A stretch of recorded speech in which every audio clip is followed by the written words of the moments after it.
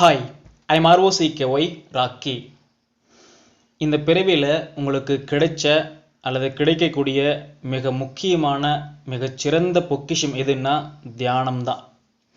இந்த தியானத்தை தான் உங்கள் வாழ்க்கையில் நீங்கள் சம்பாதிக்கக்கூடிய மிகச்சிறந்த செல்வம் அப்படின்னு நான் சொல்லுவேன். இது என்னுடைய கருத்து. இந்த தியானத்தோட வலிமை புரியாமல் தான் இங்கே பல மக்கள் இந்த உலக வாழ்க்கையில் இருக்கிற அற்ப சுகங்களுக்கு அடிமையாயிட்டு இருக்காங்க. தியானத்தோட வலிமையை புரிஞ்சிட்டா இந்த உலக வாழ்க்கையில் அவங்களுக்கு கிடைக்கக்கூடிய அந்த சுகம் அப்படின்றது, அந்த மகிழ்ச்சி அப்படின்றது அதை விட பல்லாயிரம் மடங்கு தியானம் அப்படின்றது கொடுக்கும். அந்த தியானத்தோட வலிமை அவங்க கிட்ட கொண்டு வந்து சேர்க்கும் அந்த மகிழ்ச்சியை. நம்மளுக்குள்ள நம்ம எல்லாத்துக்குள்ளேயும் ஒரு சக்தி இருக்குது. ஆனால் சாதாரணமாக அந்த சக்தி அப்படின்றது சிதறி கிடக்குது. 8 திசையிலும் சிதறி கிடக்குது அந்த சக்தின்றது. தியானம் நம்ம செய்ய செய்ய மனசு ஒருமுகப்படுத்தி அந்த சக்தி எல்லாத்தையும் ஒரு இடத்துல குவிக்க செய்யுது இந்த மனது. அதுக்கு உதவுறது இந்த தியானம். நீங்கள் தியானம் பண்ண பண்ண உங்களுக்குள்ளே இருக்கிற சக்தி 8 திசையிலையும் பிரிஞ்சு சிதறி கிடக்கிற அந்த சக்தியை ஒருங்கிணைச்சி இழுத்து பிடிச்சி இந்த மனசு ஒருநிலைப்படுத்தும்.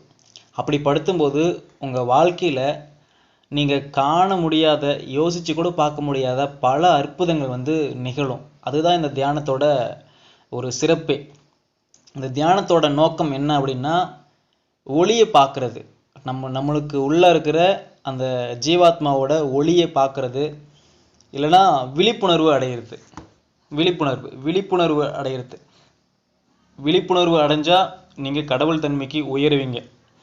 ஸோ இது 2 தான் தியானத்தோட நோக்கமாக இருக்குது. நீங்கள் உங்களுக்குள்ளே அது உருவம் இருக்கிற ஒன்றை பார்க்கலாம், உருவம் இல்லாததை ஒன்றை பார்க்கலாம், இல்லை ஒரு ஒளியாக ஒரு பிம்பத்தை பார்க்கலாம். ஆனால் தியானம் பண்ண பண்ண இப்படி வரையறுக்க முடியாத ஒரு சக்தியை உங்களுக்குள்ளே பார்க்க முடியும். பொதுவாகவே தியானத்துக்கு மன ஒருமைப்பாடும் மனப்பக்குவமும் வேணும். ஏன் மனப்பக்குவமும் மன ஒருமைப்பாடும் வேணும் அப்படின்னு கேட்டால், நம்ம பலன் அப்படின்றத உடனே எதிர்பார்ப்போம். ஒரு செயலை செஞ்சு முடித்த உடனே பலன் எதிர்பார்ப்போம். ஒரு கூலி வேலைக்கு போகிறோம், ஒரு வேலையை செய்கிறோம், அந்த வேலை செஞ்ச உடனே அன்னைக்கு மாலை பொழுதில் சம்பளம் கிடைக்கிற மாதிரி, அன்னைக்கு தியானம் செய்கிறோம், தியானம் செஞ்ச உடனே அன்னைக்கு இரவுக்குள்ளே உங்களுக்கு பலன் கிடைக்கணும் அப்படின்னா அது கிடைக்காது. கண்டிப்பாக அது கிடைக்காது. அதனால தான் மனப்பக்குவம் அப்படின்றது வேணும். இங்கே பலனை உடனே எதிர்பார்க்காம, பலன் உடனே கிடைக்காது, தொடர்ந்து நம்ம முயற்சி பண்ண தான் பலன் கிடைக்கும் அப்படின்ற மனப்பக்குவத்தை இங்கே வளர்த்துக்கணும். தியானம் பண்ணுறதுக்கு முதல் தகுதியே இதுதான். அதே போல் இந்த மனம் அப்படின்றது எவ்வளவு தூய்மையாக இருக்க முடியுமோ அவ்வளவு தூய்மையாக வச்சுக்கணும் தியானம் பண்ணும்போது. சரி, ரெண்டாவது தகுதி என்னன்னா ஈடுபாடு. தியானம் பண்ணுறதுல முழுமையான ஈடுபாடு இருக்கணும். சரணாகதி அப்படின்னு சொல்லுவோம். அந்த தியானத்துக்கு நம்மளை ஒப்புவிச்சிடணும். தியானம் தனியாக, நீங்கள் தனியாக இருக்கக்கூடாது. நீங்களே தியானமாக மாறணும், தியானமே நீங்களாக மாறணும். அந்த அளவுக்கு நீங்கள் தியானத்தோட ஒன்றி போய் அவ்வளோ ஈடுபாடாக செய்யணும். நீங்களும் தியானமும் தனித்தனியாக பிரிஞ்சிருக்கக்கூடாது. ஸோ நீங்கள் தியானமாக மாறணும், தியானம் நீங்களாக மாறணும். 2 பேரும் பிரிக்க முடியாத அளவுக்கு நீங்கள் ஒன்றா கலக்கணும். இதுதான் ஈடுபாடு அப்படின்றது. தூய மனம் அப்படின்றது வேணும், இந்த ஈடுபாடு அப்படின்றது வேணும். இது 2ம் இருந்தால் மட்டும்தான் அந்த தியானம் அப்படின்றது நீங்கள் நினைக்கிற மாதிரி கை கொடும். நீங்கள் நினைக்கிறத விட சீக்கிரமாகவே கை கொடும். இது இருந்தால் தான் இந்த மனசை இழுத்து பிடிக்க முடியும். இழுத்து பிடிச்சி வெளியில் ஓடாமல் அதை உள்முகமாக திருப்பி நீங்கள் உள்முக பயணத்துக்கு தயாராக முடியும். ஸோ முதல் தகுதியாக வைக்கிறது மன தூய்மை, 2வது தகுதியாக வைக்கிறது ஈடுபாடு. இது 2ஐயும் நீங்கள் வளர்த்துக்கணும். மனதோட உள்முக பயணம் அப்படின்றது நீங்கள் நினைக்கிற மாதிரி சாதாரண விஷயமா இருக்காது. அதுக்கு தீவிரமான முயற்சி தேவை. ஒரு குதிரை அப்படின்றது அதுக்கு கடிவாளம் இருந்தால் மட்டும்தான் நேராக போகும். கடிவாளம் இல்லாத குதிரை நேராக போகும் அப்படின்னு நீங்கள் எதிர்பார்க்கவே கூடாது. அதே மாதிரி தான் மனதும். மனசை நீங்கள் ரொம்ப கட்டுப்பாடாக வச்சுக்கணும். கட்டுப்பாடாக இருந்தால் மட்டும்தான் அது சரியாக நேர்கோட்டில் போகும். நீங்கள் ஒரு கீழ்நிலையில் இருந்து மேல் நோக்கி செல்ல செல்ல இந்த மனம் அப்படின்றது ரொம்ப பக்குவப்பட்டிருக்கணும். அப்படி பக்குவப்படலைன்னா எப்போவுமே கீழ்நிலைக்கு நீங்கள் தள்ளப்பட்டுட்டே இருப்பீங்க. பாதி போவீங்க, அடுத்து கீழே இறங்கிறவங்க, பாதி போவீங்க, அடுத்து கீழே இறங்கிறவங்க. அந்த மேல்நிலை அப்படின்ற ஒரு நிலையை அடைய முடியாமல் போயிடும் நீங்கள் எவ்வளோ முயற்சி பண்ணாலும். அதுக்கு இந்த மன கட்டுப்பாடு, இந்த மன தூய்மை அப்படின்றது ரொம்ப ரொம்ப முக்கியம். ஒரு கடிவாளம் போட்ட குதிரை எப்படி நேராக போகுதோ அதே மாதிரி மனதும் நேராக செயல்படணும், தூய்மையாக செயல்படணும். மனம் ஒருமுகப்படுதல் அப்படின்னா என்னன்னா, நீங்கள் ஒரு தெருவோரம் நடந்து போயிட்டே இருக்கீங்க. அப்போ அந்த தெருவோரத்தில் ஒருத்தன் ஒரு அழகாக ஓவியம் வரைஞ்சி நிற்கிறான். அந்த ஓவியத்தோட வண்ணத்துலேயும் அதனுடைய வடிவத்திலையும் வியந்து போய் அங்கேயே நின்று அந்த ஓவியத்தை நீங்கள் பார்த்துட்டே இருக்கீங்க. உங்கள் கால் நகர மறுக்குது. உங்களுடைய கண் வந்து அந்த ஓவியத்தை விட்டு எடுக்க மறுக்குது. உங்களுடைய மனது வந்து அந்த இடத்துல இருந்து விலக மறுக்குது. ஒரு சில நிமிஷத்துக்கு நீங்கள் நின்று அந்த ஓவியத்தையே ஒத்து நீங்கள் பார்ப்பீங்க. உங்களுடைய கவனம் பூரா அந்த ஓவியத்து மேலே இருக்கும். ஸோ இதுதான் ஒருநிலைப்படுதல். உங்களை சுற்றி 1000 விஷயம் இருந்தாலும் உங்களுடைய எண்ணம் அப்படின்றது, உங்களுடைய கவனம்ன்றது ஒரு பொருள் மேலே குவிஞ்சிச்சு இல்லையா, அந்த ஓவியத்து மேலே. இதுதான் ஒருமுகப்படுதல் அப்படின்றது. இப்போ இந்த மனசு வந்து வெளியில் ஒருமுகப்பட்டுச்சு. இப்போ இந்த நிகழ்வுன்றது உங்களுடைய மனது அந்த ஓவியத்து மேலே, அதாவது புறத்தில் உங்களுக்கு வெளியில் ஒருமுகப்பட்டுச்சு. இதவே நம்மளுடைய மனசுக்குள்ள ஒரு மையத்தை உருவாக்கி அந்த மையத்தில் நம்ம அந்த மனசை குவிக்கிறதுக்கு தயார்படுத்துறது தான் இந்த தியானம் அப்படின்றது. இந்த தியானத்தின் மூலமாக நீங்கள் உள்முகமாக பயணப்பட்டு உங்களுக்குள்ளே இருக்கிற மையத்தை நோக்கி பயணப்பட்டு அந்த மையத்தை சென்றடைவீங்க. அந்த மையத்தை நோக்கி உங்களுடைய மனதோட ஃபோக்கஸ் அப்படின்றது அங்கே குவிய போகுது. வெளியில் குவிஞ்சிட்டு இருக்கிற இந்த மனம் அல்லது குவியாமல் இருக்கிற மனம், இப்போ நான் சொன்னது அந்த தெருவோரமாக ஒரு ஓவியம் இருக்குதுன்னா அந்த ஓவியத்து மேலே உங்களுடைய கவனம் குவியுதுன்னு வச்சுக்கோங்க. அது ஓவியத்து மேலே இருக்கலாம், ஒரு மரத்து மேலே இருக்கலாம், ஒரு பொருள் மேலே இருக்கலாம், ஒரு பொண்ணு மேலே இருக்கலாம், ஒரு பையன் மேலே இருக்கலாம். எது மேலே வேணாலும் உங்களுடைய மனம் வந்து புறத்தில் குவியும் அல்லது குவியாமலும் இருக்கலாம், குழப்ப நிலையில் கூட இருக்கலாம். இப்படி இருக்கிற உங்களுடைய மனசை உள்முகத்தில் ஒரு மையத்தை உருவாக்கி அந்த மையத்தை நோக்கி நம்ம செலுத்துறது தான் மன ஒருமுகப்படுத்துதல் அப்படின்றது. ஸோ இது தியானத்துக்கு ரொம்ப ரொம்ப முக்கியம். அந்த மையத்தை உருவாக்கி தியானம் பண்ண உங்களுடைய மனசு அப்படின்றது உள்முகமாக திரும்பி ஒருமுகப்பட்டு தான் போய் உங்களுடைய மையத்தில் போய் குவியும். ஸோ இதுதான் மனம் ஒருமைப்படுதல் அப்படின்றது. இந்த மனம் அப்படின்றது ஒரு கடல். அந்த கடலில் எண்ணம் அப்படின்றது அலை. இப்போ உங்களுக்கே தெரியும், அலை இல்லாத கடல் அப்படின்றது எங்குமே இல்லை. எண்ணம் இல்லாத மனது அப்படின்றது எங்குமே கிடையாது. அதே மாதிரி இந்த எண்ணம் அப்படின்றது ரொம்ப விசித்திரமானது. அது வந்து ஆடும் அடங்கும், அங்கே எங்கேயும் ஓடி திரிஞ்சிட்டே இருக்கும். இப்போ ஒன்று சொல்லுவாங்க, படிக்கும்போது 10 எண்ணம், பார்க்கும்போது 100 எண்ணம், அது அனுபவப்படும் போது 1000 எண்ணம், ஆனால் தியானிக்கும்போது மனசில் ஒரே ஒரு எண்ணம். நீ படிக்கும்போது 10 எண்ணம் இருக்கலாம், உனக்கு பார்க்கும்போது 100 எண்ணம் இருக்கலாம், ஒரு அனுபவம் ஏற்படும் போது 1000 எண்ணம் உனக்கு இருக்கலாம். ஆனால் தியானிக்கும் போது உங்களுடைய மனசில் ஒரே ஒரு எண்ணம் மட்டும்தான் இருக்கணும். அப்படின்னா மட்டும்தான் அந்த தியானம் வந்து சிறந்த தியானமாக இருக்கும். எண்ணம் வந்து ஒரு அலையாக மாறி நம்ம மனசில் அடிச்சுட்டே இருந்தால் தியானிக்கிறது ரொம்ப கடினமாக இருக்கும். அப்போ அந்த அலையில்லாத கடல் போல் நம்ம மாறணும். ராமேஸ்வரத்தில் இருக்கலையா கடல், அங்கே தான் அலையில்லாத கடல் இருக்கும். அந்த அலையே இல்லாத அந்த எண்ணம் இல்லாத மனது வந்து யாருக்கு இருக்குதோ அவங்களுக்கு தான் அந்த தியானம் அப்படின்றது வாய்க்கும். எண்ணம் எண்ணம் தறிக்கட்டு ஓடுறதுக்கு என்ன காரணம் அப்படின்னா ஆசைகள் தான். புத்தர் சொல்லியிருப்பார், ஆசையே துன்பத்திற்கு காரணம் அப்படின்னு சொல்லியிருப்பார். அவர் ஆசையை விட்டார், அவங்களுடைய எண்ணம் வந்து தறிக்கட்டு ஓடாமல் நின்றுச்சு. எண்ணம் தறிக்கட்டு ஓடுறதுக்கு முக்கிய காரணம் ஆசை தான். ஆசை குறைஞ்சிச்சின்னா மனசு ஒருமுகப்படுறதும் தியானம் வந்து சாத்தியப்படுறதும் நிச்சயம். அப்படின்னா நம்ம எண்ணம் அப்படின்றது தறிக்கட்டு ஓடக்கூடாதுன்னா ஆசைகள் இருக்கக்கூடாது. ஆசை இல்லைன்னா எண்ணம் குறையும். எண்ணம் குறைஞ்சா மனம் ஒருமுகப்படும். மனம் ஒருமுகப்பட்டால் தியானம் அப்படின்றது சாத்தியப்படும். ஒரு தற்காப்பு கலையை கற்றுக்கிட்டவங்களை நீங்கள் பார்த்தீங்கன்னா, நீங்களும் ஒருத்தரை அடிக்கிறீங்க, அவங்களும் ஒருத்தரை அடிக்கிறாங்க அப்படின்னா யாருடைய அடி வந்து வலிமையாக விழும் அப்படின்னு நினைக்கிறீங்க? தற்காப்பு கலை பயின்றவர் தான். ஏன் அப்படின்னா அவங்களுடைய தாக்குதல் அப்படின்றது அது வலுவாக இருக்கும். அவங்க என்ன பண்ணுறாங்கன்னா அவங்களுடைய ஆற்றலை தங்களுடைய கை நுனிக்கும் கால் நுனிக்கும் திரட்ட முடியுது. எப்படி திரட்ட முடியுதுன்னா அவங்களுடைய மனசு ஒருமைப்பட்டிருக்குது. அந்த சக்தி எங்கே கொண்டு போகணும்னு நினைக்கிறாங்களோ அவங்க கொண்டு போகிறாங்க.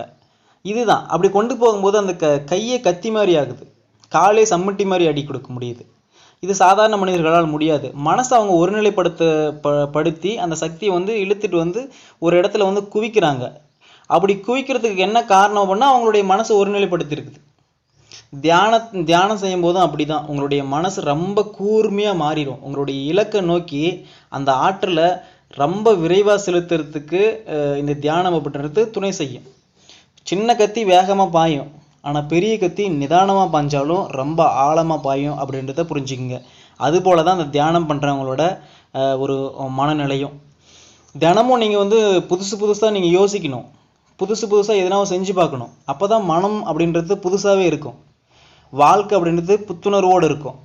இல்லைனா இந்த தூசி படிஞ்ச குளம் மாதிரி தான் இருக்கும். அந்த குளத்தில் இருக்கிற தண்ணியை வாரி வாரி தினமும் இறைக்காமல் இருந்தால் அந்த குளம் என்ன பண்ணணும்னா பாசி பிடிச்சிடும். பாசி பிடிச்ச குளமாக தான் உங்களுடைய மனசு இருக்கும், பழைய மனசாக இருக்கும்.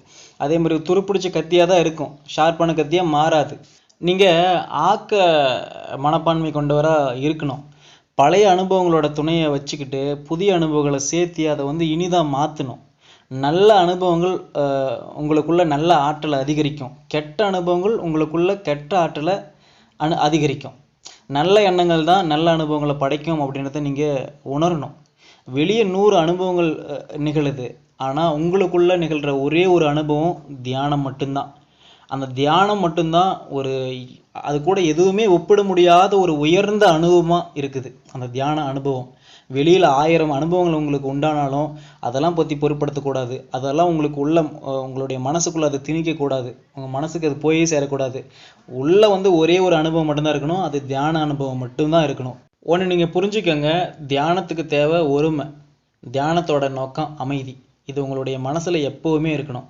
தியானம் இல்லாத வாழ்க்கை அப்படின்றது ஒரு ஜீவனற்ற வாழ்க்கை அப்படின்னு நான் சொல்லுவேன். காரணம் என்னன்னா, வாழ்க்கையோட நோக்கமே அமைதியை பெறுறது தான். அமைதியற்ற மனம் வந்து எப்படி மகிழ்ச்சிகரமான கணங்களில் அதை லயிச்சு இருக்க முடியும்? அமைதியற்ற நிலையில் நீங்கள் அனுபவிக்கிறதெல்லாம் எப்படி ஒரு நல்ல அனுபவமாக இருக்க முடியும்? உங்கள் மனசில் அமைதியே இல்லைன்னா அந்த மகிழ்ச்சி எப்படி வந்து நீங்கள் சரியாக நுகர முடியும்? எதை செஞ்சாலும் அறிஞ்சு செய்யணும், எதை செஞ்சாலும் யோசித்து அதை புரிஞ்சு செய்யணும். தன்னுடைய காரியம் வந்து இதுதான் அப்படின்னு உணராதனால எப்படி அந்த காரியத்தோட பலனை வந்து அனுபவிக்க முடியும்? அவனுடைய தன்னுடைய காரியமே இதுதான், தன்னுடைய செயலே இதுதான், தன்னுடைய செயலோட தன்மையே இதுதான் அப்படின்னு தெரியாதவனால அந்த செயலோட பலனை மட்டும் எப்படி அனுபவிக்க முடியும் அப்படின்னு நினைக்கிறீங்க? பேச தெரிஞ்ச ஒரே காரணத்தினால நம்ம எதை வேணாலும் பேசிட முடியாது. பேச்சுக்கு அப்படின்னு ஒரு விளைவு இருக்குது. நீங்கள் சாப்பிடும்போது சாப்பாட்டில் தானே கவனம் இருக்கணும். நீங்கள் சாப்பிட்றீங்கன்னு தெரிஞ்சு சாப்பாட்டில் கவனம் இருந்தால் தானே அந்த சாப்பாட்டோட சுவையை உணர முடியும். நீங்கள் எந்த வேலை செய்கிறோம் அப்படின்றத தெரியாமல் இருந்தீங்கன்னா அந்த வேலைக்கான ஆற்றலை உங்களால் எப்படி திரட்ட முடியும்? வேலையில் எப்படி ஒரு நேர்த்தியை காட்ட முடியும்? முடியாது. உங்களுடைய ஆன்மா அப்படின்றது உங்களுக்கு உயரிய அனுபவத்தை வழங்கிட்டே இருக்குது. கணம் கணம் நொடி நொடி நொடிக்கு நொடி உங்களுடைய ஆன்மா உயரிய அனுபவத்தை உங்களுக்கு வழங்கிட்டே இருக்குது. ஆனால் உங்களோட ஆன்மாவோட நீங்கள் தொடர்பில் இல்லாததுனால அந்த அனுபவங்கள் உங்களுக்கு கிடைக்காமே போகுது. உங்களோட ஆன்மாவோட தொடர்பை நீங்கள் வலுப்படுத்தி வைக்காததுனால அந்த அனுபவங்கள் உங்களுக்கு கிடைக்காததுனால உங்களால் சரியாக செயல்பட முடியல. உங்களுடைய சூழல்கள் எல்லாமே சிக்கலாக இருக்குது. ஆன்மா உங்களை சரியாக வழிகாட்டிகிட்டே தான் இருக்குது. அது கூட நீங்கள் தொடர்பை ஏற்படுத்திக்கணும். அந்த தொடர்பை ஏற்படுத்தலைன்னா இந்த வாழ்க்கையே வேஸ்ட்டு தான். நல்ல இனிமையான அனுபவங்கள் உங்களுக்கு கிடைக்காதே போகும். சரி, இப்போ ஆன்மாவோட தொடர்பை எப்படி ஏற்படுத்திக்கிறது? அதுக்கு என்ன வழி அப்படின்னா தியானம் தான். தியானம் மட்டும்தான் உங்களுக்கு ஆன்மாவோட தொடர்பை ஏற்படுத்தி கொடுக்கும். ஆன்மாவுக்கும் உங்களுக்கும் ஒரு பாதையாக அது செயல்படும். எது? இந்த தியானம். தியானத்தோட முக்கியத்துவமே இதுதான். நீங்கள் சாதாரணமாக தியானம் பண்ணாமல் நீங்களே தியானமாக மாறணும். ஒரு புத்தகம் படிக்கிறது ஒரு நல்ல அனுபவத்தை கொடுக்கும். ஆனால் சில பேர் வந்து சில புத்தகங்களை மேலோட்டமாக படிப்பாங்க. அதில் என்ன படிக்கிற, என்ன புரிஞ்சுது அப்படின்னு கேட்டால் ஏதோ படிக்கிறேன், டைம் பாஸ்க்கு, ஏதோ டைம் போகுது அப்படின்னு சொல்லுவாங்க. சும்மா அந்த புத்தகத்தை புரட்டிட்டு மட்டும்தான் இருப்பாங்க. ஆனால் ஒரு மிகச்சிறந்த புத்தகத்தை படிக்கும்போது அந்த புத்தகத்தை படிச்சுட்டு இருக்கும்போது நேரம் போகிறதே அவங்களுக்கு தெரியாது. ஏன்? சில பேர் சாப்பிட்றத கூடவே மறந்துடுவாங்க. தூக்கங்கிட்டலாம் அந்த புத்தகத்தை படிக்க முடியும், தூக்கம் கூட வர முடியாது. ஏன்னா அந்த புத்தகம் அவ்வளவு தாக்கத்தை அவங்களுக்குள்ள உண்டாக்கும். அதில் வர கதாபாத்திரங்கள் அவ்வளவு தாக்கத்தை அது உண்டாக்கும். இதே போல தான் அந்த தியானம் அப்படின்றதும். இந்த தியானத்துலேயே மேம்போக்கான தியானங்கள் இருக்குது. அது ரொம்ப மெக்கானிக்காக இயந்திரத்தன்மையாக இருக்கும் அந்த தியானம் அப்படின்றது. தியானம் நம்மளுக்குள்ள அந்த மெக்கானிக்கான இயந்திரத்தனமாக செய்கிற தியானம் நமக்குள்ள ஒரு பிணைப்பை ஏற்படுத்தாது. ஆனால் ஒரு நல்ல தியானம், ஆழ்ந்த தியானம் அப்படின்றது ஒரு நல்ல புத்தகத்திற்கு சமமாக அது வந்து நமக்குள்ள ஒரு மிகப்பெரிய தாக்கத்தை உண்டு பண்ணும். அந்த தியானம் எதுன்னா நாமளே தியானமாக மாறுறது. இப்போ அந்த தியானத்தை நீங்கள் தனியாக பிரித்து பார்க்கவே முடியாது. நீங்கள் அதை தியானத்தில் உட்காந்துட்டிங்கன்னா நீங்கள் அப்படின்னு ஒருத்தர் இருக்கிறீங்க அப்படின்றதே மறந்துடும், தெரியாது, உங்கள் கவனத்துக்கே அது வராது. ஒரு தியானத்தை வந்து ரொம்ப திறமையாக செய்கிறப்ப தான் ஆற்றல் அப்படின்றது நமக்குள்ள அதிகரிக்கும். ஒரு காரியத்தை எளிமையாக செய்ய முடியும். இந்த தியானம் செய்கிறதுக்கு பக்குவம் அப்படின்றது ரொம்ப அவசியம். இதுக்கு பிரார்த்தனையும் நீங்கள் செய்கிற பூஜைகளும் கூட இந்த பக்குவத்தை நமக்கு கொடுக்கும். இந்த தியானத்தில் வளர்ச்சி அப்படின்றது படிப்படியாக தான் அது நிகழும். உடனே ஓவர் நைட்டில் ஒரு மிகப்பெரிய ஒரு வளர்ச்சி அடைஞ்சிருவோம் அப்படின்னு நினச்சிட்டு தியானத்துக்கு எப்பயுமே அமரக்கூடாது. அது ரொம்ப ரொம்ப தப்பு. இதுக்கு ரொம்ப முயற்சியும் தேவை, பயிற்சியும் தேவை. அந்த முயற்சியும் பயிற்சியும் தொடர்ந்து இருந்தால் மட்டும்தான் நமக்கு அந்த தியானம் வந்து முழுமை பெறும். அந்த ஆற்றல் நிலை அப்படின்றது நமக்குள்ளே வந்து சேரும். தியானம் அப்படின்றது தன்னை அறிகிற ஒரு சாதனம். தன்னை தான் யார் அப்படின்னு தெரிஞ்சுக்கிறதுக்கு உதவுற ஒரு சாதனம். அது மனசை உள்நோக்கி செலுத்துகிற ஒரு சாதனம். தியானத்தில் உடலும் மனசும் வந்து சமப்படுது. ஒன்று தெரிஞ்சுக்குங்க, தியானம் உங்களுக்குள்ள செதறி கிடக்கிற ஆற்றலை ஒருங்கிணைக்கிற வேலையை பார்க்குது. நீங்கள் எதை அடையணும் அப்படின்றத மனசு தீர்மானிக்குது. அந்த மனசுக்கு ஆற்றலை கொடுக்கறது தியானம்தான். அந்த ஆற்றலை பெற்று தான் உங்களுடைய மனம் வந்து உங்களுக்கு அதை பெற்று தரும். தீராத பிரச்சனைக்கும் தீர்வு கொடுக்கக்கூடியது இந்த தியானம்தான். இந்த தியானத்தை நீங்கள் செய்யும்போது உங்களுக்குள்ள நினைவாற்றல் அப்படின்றது அபரிவிதமாக அதிகரிக்கும். சில பேரோட நினைவாற்றலை பார்க்கும்போது உங்களுக்கு வியப்பாக இருக்கும். உதாரணமாக காந்தியடிகளோட நினைவாற்றல் அதிகமாக இருந்துச்சு. ஒரு முறை தமிழ்நாட்டுக்கு வரும்போது, எப்போவுமே தமிழ்நாட்டுக்கு வரும்போது திருவிக்கா தான் அவருடைய உரைகள் எல்லாம் மொழிபெயர்ப்பார். அவர் பேசுகிற உரையை அவர் தமிழில் டிரான்ஸ்லேட் பண்ணுறது திருவிக்கா தான் பண்ணுவார். ஒரு முறை திருவிக்கா வந்து டிரான்ஸ்லேட் பண்ணிவிட்டு காந்தியடிகள் போயிட்டார். பல வருடங்களுக்கு பிறகும் திருவிக்காவை சரியாக அவர் ஞாபகம் வச்சுருந்தார். காந்தியடிகளுக்கு ஒரு பழக்கம் இருக்கும், ஒரு நபரை ஒரு முறை பார்த்துட்டாலும் அவருடைய பேரோ அவருடைய முகமோ மறக்காது. அந்தளவுக்கு ஞாபக சக்தின்றது அவர்கிட்ட இருந்துச்சு. ஆனால் நம்மளில் பல பேர் வந்து காலையில் என்ன சாப்பிட்ட அப்படின்னு கேட்டாவே அதை சீக்கிரமாக வந்து சொல்ல மாட்டாங்க, யோசிப்பாங்க. அதை யோசிச்சும் சில பேர் தப்பாக சொல்கிறவங்களாம் இருக்காங்க. ஏன்னா அந்தளவுக்கு தான் அவங்களுடைய நினைவாற்றல் அப்படின்னு இருக்குது. இந்த மாதிரியான குறைவான நினைவாற்றல் எல்லாமே தியானத்தை நீங்கள் செஞ்சுட்டே வரும்போது அந்த நினைவாற்றல் வந்து வளரும். வளர்ச்சி ஒரு நிறைவான நினைவாற்றலாக காந்தியடிகளுக்கு இருந்தது போல் நிறைவான நினைவாற்றலாக அந்த நினைவாற்றல் பெருகும் உங்களுக்குள்ள. நம்மளுடைய ஆழ்மனதில் நிறைய ஞாபக பதிவுகள் வந்து சேர்ந்துருக்கும். அந்த ஞாபக பதிவுனால் நமக்கு ஆசை தோன்றும், உணர்வுகள் தோன்றும். அது இல்லாமல் இந்த உணர்வுகள் ஆசை தோன்றது மூலமாக நிறைய கவலைகளும் உண்டாகும். இந்த ஆழ்மன பதிவுகள் எப்போ நம்மளிருந்து கொஞ்சம் கொஞ்சமாக நம்ம குறைக்கிறோமோ அப்போ தான் நமக்கு அந்த ஆழ்நிலை தியானம் அப்படின்றது கைகூடும். அந்த ஆத்மாவோட பேராற்றல் அப்படின்றது நமக்கு மேலோங்கி வரும். இதுக்கு தியானம் தான் உங்களுக்கு ஒரே ஒரு கருவி. நீங்கள் ஆன்மாவை துணையாக நீங்கள் நாடினீங்கன்னா அந்த ஆன்மாவே உங்களுக்கான ஆற்றல் எல்லா ஆற்றலையும் வழங்கும். இந்த ஆன்மாவை நாடுறதுக்கான கருவியாக இருக்கிறது தியானம். மனசை நம்ம 2 வகையாக பிரிக்கலாம். ஒன்று உணர்வு மனம், இன்னொன்று உணர்வற்ற மனம். அதாவது கான்சியஸ் மைண்ட், அன்கான்சியஸ் மைண்ட் அப்படின்னு 2 வகையாக பிரிக்கலாம். மனதோட ஒரு பகுதியை நாம் கட்டுப்படுத்தினா இன்னொரு பகுதி நம்மளை கட்டுப்படுத்தும். இப்போ கோபம் அப்படின்றது ஒரு உணர்வு. அந்த கோபத்தை நம்மளால் அடக்க முடியும். இது நம்மளுடைய உணர்வு மனம் சார்ந்தது. இது சராசரி மனிதர்களோட நிலை. ஆனால் ஞானிகளும் தவ முனிவர்களும் நம்மளுடைய மனசை வந்து ஜடப்பொருளாக தான் அவங்க பார்த்தாங்க. அவங்கள பொறுத்த வரைக்கும் ஆன்மா தான் உணர்வு பொருள். அங்கேருந்து தான் எல்லா உணர்வும் வருது. ஒரு அறையில் நீங்கள் ஊதுபத்தியை பற்ற வச்சிட்டிங்கன்னா அது வந்து எரியிற வரைக்கும் அந்த மனம் வந்து இருந்துகிட்டே இருக்கும். ஆனால் அது எரிஞ்சு முடிச்சுட்டு பின்னாடியே அந்த வாசனை போகுமான்னு பார்த்தா போகாது. அந்த அறையிலேயே தான் அந்த வாசனை இருக்கும், நீண்ட நேரம் இருக்கும். அதே மாதிரி தான் போன பிறவியில் நீங்கள் பற்ற வச்ச அந்த ஊதுபத்தியானது வாசம் வந்து இந்த பிறவி வரைக்கும், அங்கே போன பிறவியில் நீங்கள் செஞ்ச செயல்களோட விளைவுகள் இந்த பிறவி வரைக்கும் அது தொடர்ந்து வந்துகிட்டே இருக்கும். அதனுடைய நினைவுகள் எல்லாம் வந்துகிட்டே இருக்கும். அதனால உங்களுக்கு ஆசை, கோபம், உணர்ச்சிகள் எல்லாமே உண்டாகும். இது வந்து நம்மளை கட்டுப்படுத்தும். ஒரு செயல் வந்து அனுபவத்தை உண்டாக்கும். அந்த அனுபவம் வந்து அதனுடைய பதிவை மனசில் விட்டு போகும். அந்த பதிவு நமக்கு பல்வேறு விதமான உணர்ச்சிகளை உண்டு பண்ணும். இந்த உணர்ச்சிகள்லேருந்து நீங்கள் உங்களை பாதுகாக்கிறதுக்கு இது போன்ற உணர்ச்சிகள் வந்து, அதாவது உங்களுக்குள்ள ஒரு விரும்பத்தகாத உந்து சக்தியாக இந்த உணர்ச்சிகள் வரும்போது உங்களுடைய குருக்கிட்ட நீங்கள் கலந்து ஆலோசிக்கணும். இல்லை ஏதாவது ஒரு மகான்கள்கிட்ட போய் கலந்து ஆலோசித்து இதற்கான அந்த தீர்வு என்ன, இதிலேருந்து நம்மளை தற்காத்துக்கிறதுக்கு என்ன பண்ணணும் அப்படின்றத நீங்கள் தெளிவாக கேட்டு புரிஞ்சு அதிலேருந்து உங்களை தற்காத்து வச்சுக்கணும். இல்லைன்னா அந்த உணர்வுகள் உங்களுடைய மனசை வந்து கெடுத்துரும், பால் பண்ணிடும். தியான நிலை அப்படின்றது கைகூடாத நிலைக்கு அதை உங்களை தள்ளிடும். இது எப்படி பாதிக்குது அப்படின்னா, இப்போ ஒரு ஓவியம் இருக்கான்னு வச்சுக்க, அந்த ஓவியம் ஒரு மங்கையோட படத்தை வரைகிறான், ஒரு பொண்ணோட படத்தை வரைகிறான். அப்படி வரையும் போது அவங்களுடைய அங்கங்களை வரையும் போது இவன் அந்த அங்கத்தை பார்த்து காம வயப்படுறதுக்கு வாய்ப்பு இருக்குது. ஆனால் அந்த காம உணர்வு அப்படின்றது அவனுடைய நற்பெயரை கெடுத்துரும்.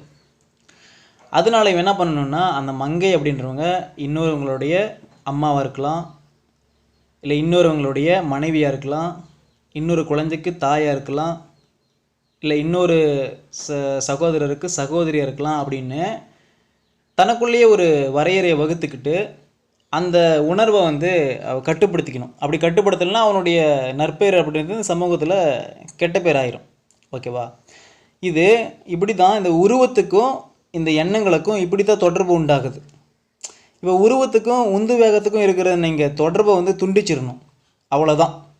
உருவத்தில் தீமை இல்லை, அந்த உந்து வேகம் ஓடி இருக்குதுல்ல, அதுதான் இங்கே தீமையாக இருக்குது.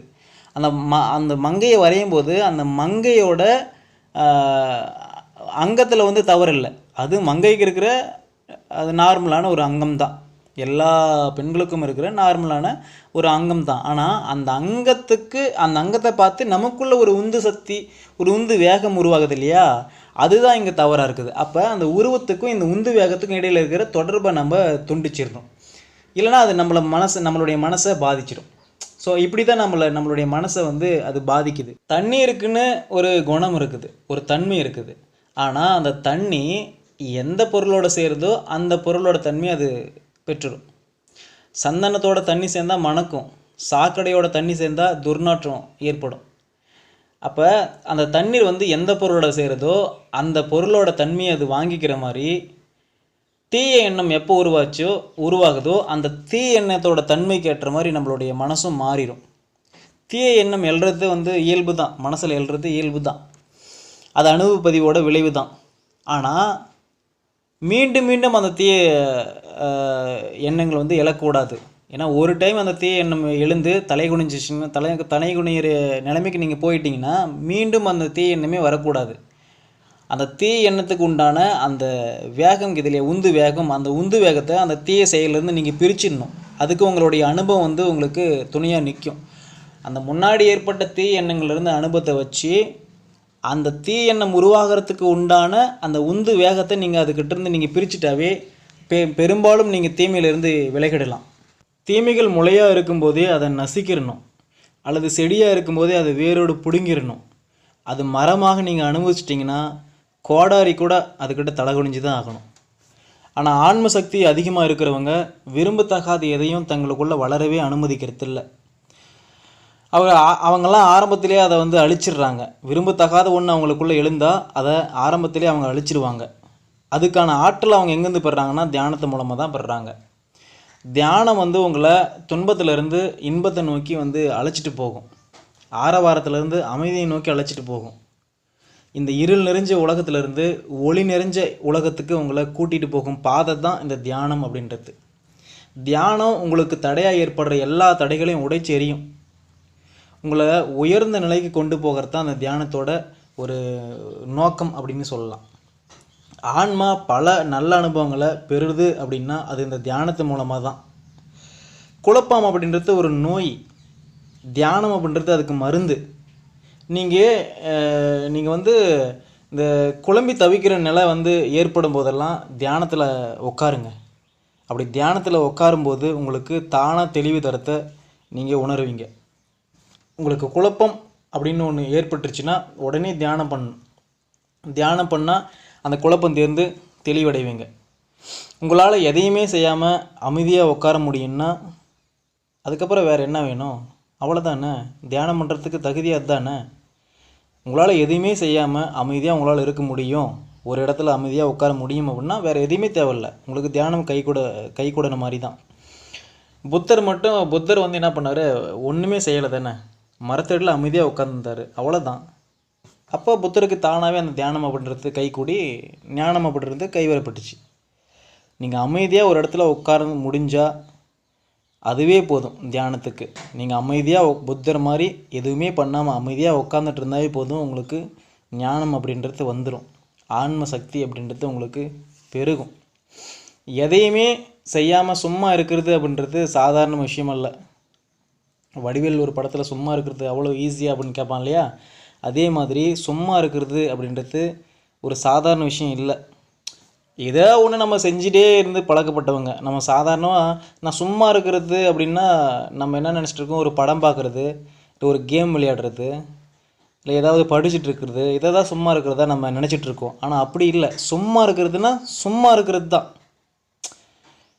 இப்போ ஒரு சும்மா இருக்கிறதுனா நம்ம ஒரு கட்டுப்பாடாக ஒரு யோக நிலையில் எண்ணங்கள்லாம் எதுவுமே இல்லாமல் மனசை அலைகழிக்காமல் சும்மா இருக்கணும். அதுதான் சும்மா இருக்கிறது. ஆனால் நம்ம எதையாவது செஞ்சுட்டு அதை சும்மா இருக்கிறோம் அப்படின்னு இந்த காலத்தில் நம்ம சொல்லிகிட்டு இருக்கோம். அது உண்மையான சும்மா இருக்கிறதே இல்லை. தியானத்துக்கு முதல் படியே நீங்கள் சும்மா இருக்கிறது தான். சும்மா மட்டும் உட்காந்துட்டிங்கன்னா உங்களுக்கு அது தானாகவே வர ஆரம்பிச்சிடும். உங்களால் எதையுமே செய்யாமல் உட்காந்துருக்க முடியுமா?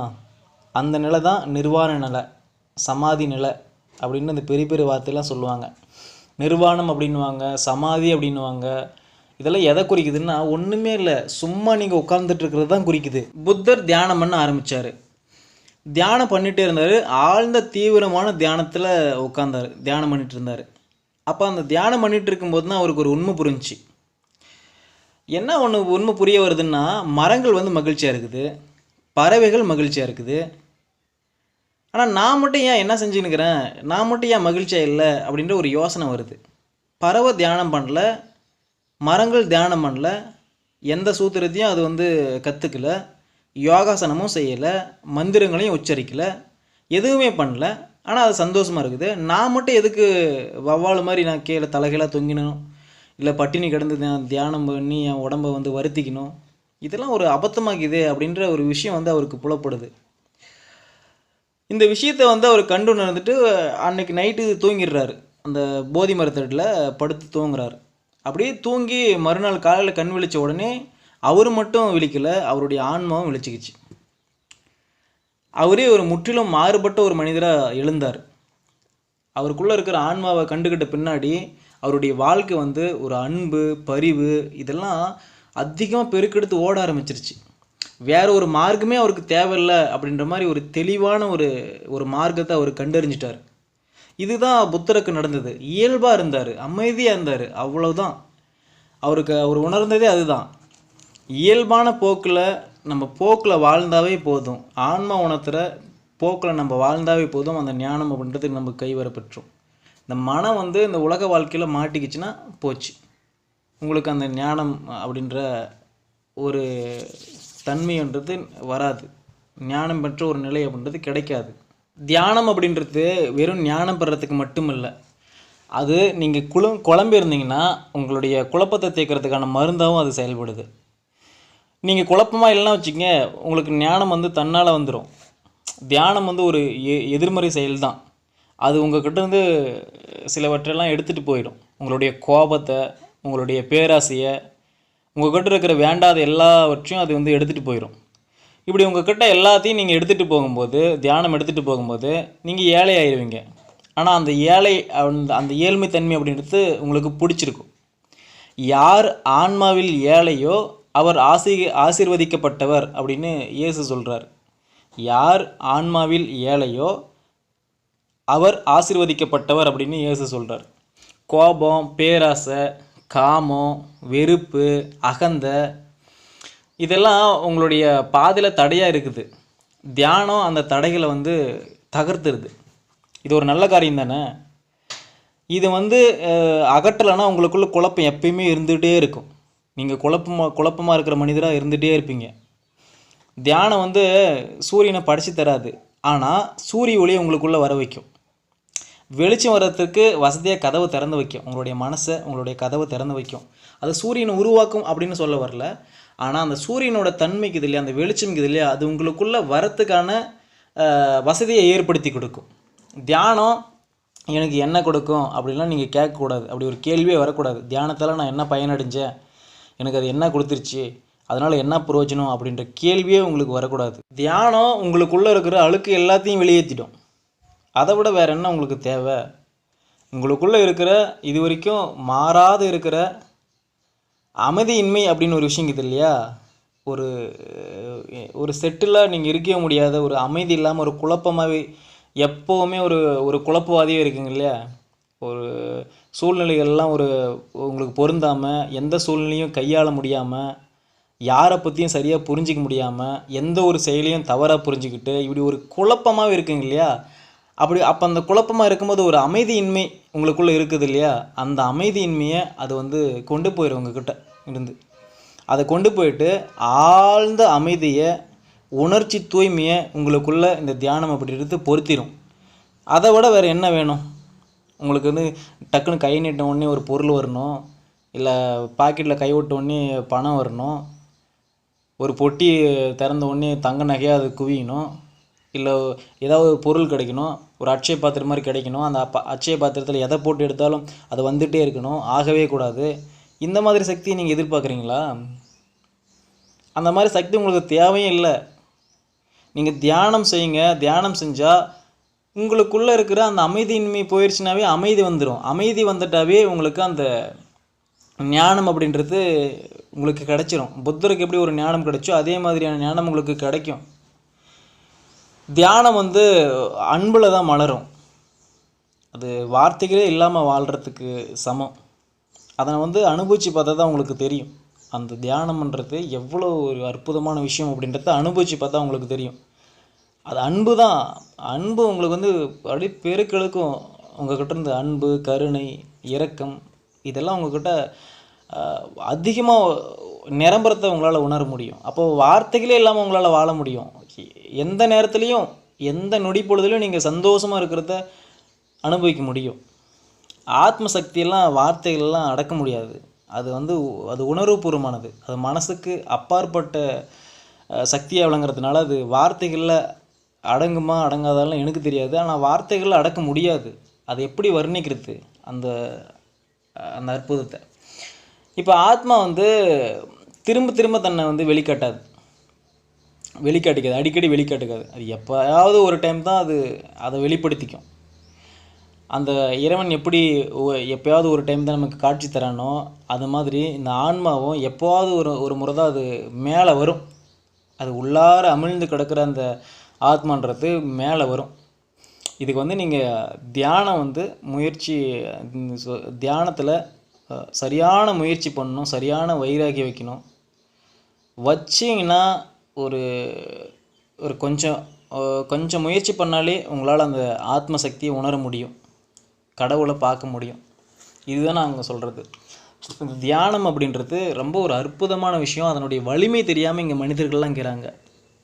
நீங்கள் தியானத்தில் நிலைச்சிருந்தாவே போதும், அந்த ஆத்ம சக்தியை உங்களால் வெளிப்படுத்த முடியும். அது எப்போவுமே வெளிப்படுத்த முடியாது, யாராலையும் வெளிப்படுத்த முடியாது. தியானத்தில் ப்ராப்பராக இருக்கணும், அமைதியாக நிச்சலனமாக இருக்கணும், சமாதி நிலையில். நீங்கள் சொல்கிற மாதிரி அந்த நிர்வாண நிலையில், சமாதி நிலையில் சரியான முயற்சிகளோட பயிற்சிகளோடு இருக்கும்போது தான் இந்த ஆன்மாவை வெளிப்படுத்த முடியும். அது ஒரு கடவுள் தான், அந்த கடவுள் தான் நமக்குள்ள ஆன்மாவும் இருக்குது. ஸோ இதை புரிஞ்சு தியானத்தை நீங்கள் மேற்கொள்ளணும். ஸோ எவ்வளோ அற்புதமான விஷயங்கள்லாம் தியானத்தில் இருக்குது அப்படின்றத தெரிஞ்சுக்கிட்டு இருப்பீங்க அப்படின்னு நினைக்கிறேன். ஸோ இனிமேலாவது அந்த தியானத்தை உறுதியாக நீங்கள் செய்யணும். தியானத்தை இடைவிடாமல் ஒரு தக்க குருக்கிட்ட போயிட்டு தியானத்தை பயிற்சி பண்ணிக்கிட்டு, குருவோட ஆசி பெற்று, குருவை வணங்கிட்டு தியானம் செய்ய ஆரம்பித்து உங்கள் ஆன்மாவை உணரணும், உங்கள் ஆன்ம சக்தியை உணரணும், உங்கள் ஆன்ம சக்தியை வெளிக்கொண்டு வரணும். எந்த ஒரு குழப்பமும் இல்லாத வாழ்க்கையில் நல்ல நல்ல முடிவுகளை எடுத்து ஒரு நிரந்தரமான ஒரு பேரமைதிக்குள்ளே நீங்கள் பயணித்து உங்கள் வாழ்க்கையை அற்புதமாக சந்தோஷமாக வாழணும் அப்படின்றது தான் எங்களுடைய விருப்பம்லாம். நீங்கள் அதுக்கு தியானம் உங்களுக்கு நிச்சயமாக துணை செய்யும். எப்பப்போ குழப்பமாக்கிதோ அப்பப்போல்லாம் நீங்கள் தியானத்தில் உட்காந்துருங்க. தியானத்தில் உட்காந்தா ஒரு குழப்பம் நீங்கி தெளிவடைஞ்சிருவீங்க. தியானம் உங்களுக்கு அற்புதமான நினைவாற்றலை கொடுக்கும், பேர் அமைதியை கொடுக்கும், ஒரு ஞானத்தை கொடுக்கும், உங்களை சமாதி நிலைக்கு கூட்டிகிட்டு போகும், நிர்வாண நிலைக்கு கூட்டிகிட்டு போகும். இதெல்லாம் தியானத்தால் சாத்தியப்படும். இதை உணர்ந்து தியானத்தை எப்போவுமே நீங்கள் இடைவிடாமல், எந்த நாட்களும் இடைவிடாமல் ஒவ்வொரு நாளும் தியான பயிற்சியை செஞ்சு வாழ்க்கையில் ஒரு நல்ல நிலைக்கு ஒரு ஆன்ம ஈடற்ற நிலைக்கு நீங்கள் போகணும் அப்படின்றத கேட்டுட்டு வீடியோவை முடிக்கிறேன். நன்றி.